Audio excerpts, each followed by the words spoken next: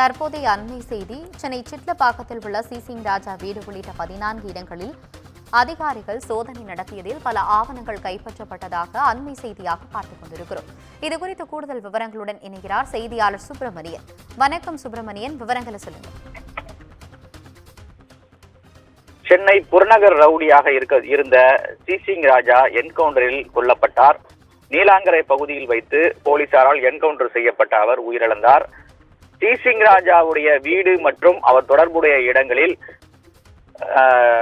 தாம்பரம் போலீசார், அதே போல சேலையூர் போலீசார், பள்ளிக்கரணை போலீசார் என தனித்தனியாக சோதனை நடத்தினார்கள். கடந்த 19ஆம் தேதி இந்த சோதனை என்பது நடத்தப்பட்டது.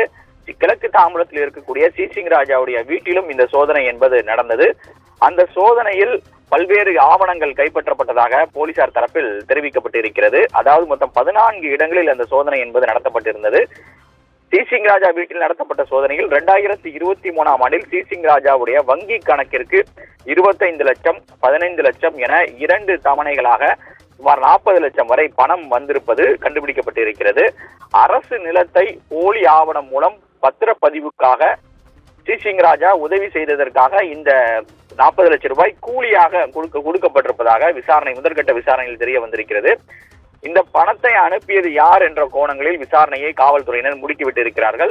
அது மட்டுமல்லாமல் சிசிங் ராஜாவுடைய வங்கி கணக்குகள் அனைத்தும் முழுமையாக ஆய்வு செய்யக்கூடிய பணி என்பது நடந்து வருவதாக காவல்துறை தரப்பில் தெரிவிக்கப்பட்டிருக்கிறது.